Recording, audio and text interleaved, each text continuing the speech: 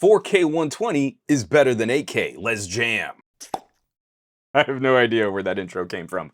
We have two paths ahead of us for shooting higher quality video from our phones: increasing resolution or increasing frame rate. I was super early in recommending folks switch to 4K on their phones. While other techies were complaining about things like file sizes, I was trying to tell people about future-proofing their home videos and better preserving higher quality memories. I have my daughter's first steps in 4K thanks to an LG V20. She gets to see that in the best possible quality we could have captured it for its time. But today there's a new big number marketing war happening. A lot of phones are including 8K video recording, and a tiny number of phones are natively supporting 4K at 120 frames per second. Where that higher resolution, where 4K mattered to me early on, I'm not as impressed making the jump from 4K to 8K. In many situations, we absolutely see an improvement in clarity, but I feel it's a significant diminishing return from smaller phone camera sensors. Sharing and editing 4K video has gotten so much easier. Our phones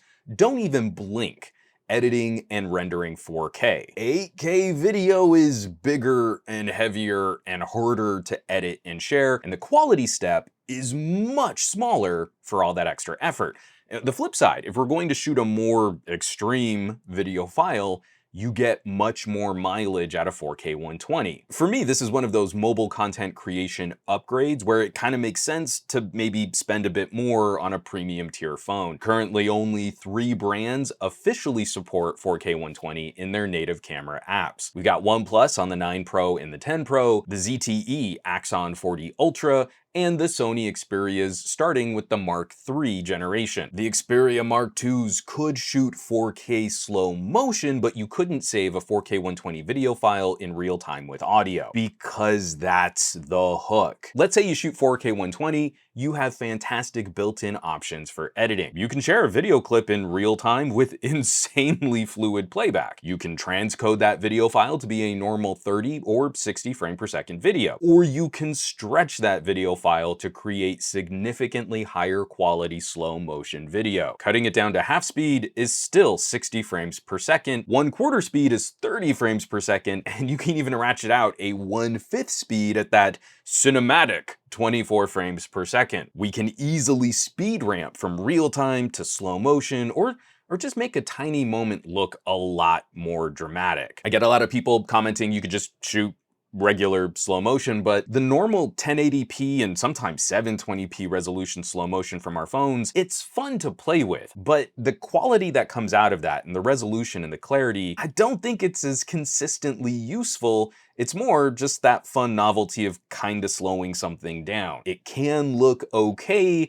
I can't really seamlessly mix it into projects with other footage from the phone. You notice immediately when you drop from a really good 4K clip to the sort of softer quality of 1080p slow motion. We can capture a noticeably higher quality with the ability to slow footage down, and it's absolutely stunning. For folks not as deep in the weeds on smartphone cameras as I am, this might sound super complicated, but it's really not that high level. It's really super basic math. If you shoot 4K 120 and you slow it down to 30 frames per second, that's dividing by 4. 30 times 4 is 120. Every second of video you shoot will be 4 seconds of slow motion footage. Ditto 60 frames per second.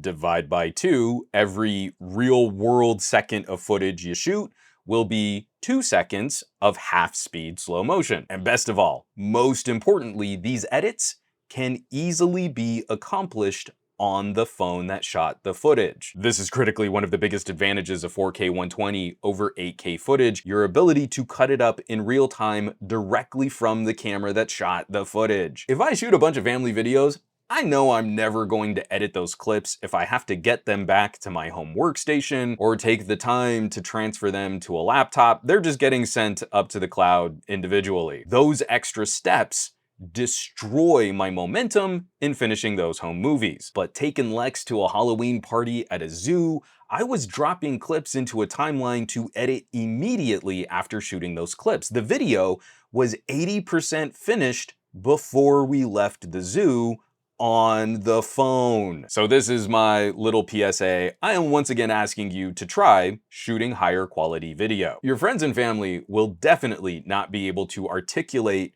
what makes a video project like this special, but I think the effort matters. I think they'll see you put some energy and effort into making something special. And it's so much fun going back to these little moments because I made a little more of an effort to shoot and edit them. I love my daughter more than anything else on the planet. I'm not going to sit and watch the real-time progression of her getting her first haircut, but the little video mashup I made set to a soundtrack of Janelle Monáe, that's fun. That we can revisit the day in a little bite-sized portion. It does kind of kill me when I see folks spending incredible amounts of money on top-tier premium phones and they're shooting the most basic video quality from cameras that are significantly more capable. Check out those settings in your camera app, bump up that quality, and I guarantee you as you start watching this footage on nicer TVs and computer monitors, you'll see it's worth the effort. And thank you for coming to my tech talk. As always, thanks so much for watching, for sharing these videos, and subscribing to the channel. All the support lately has been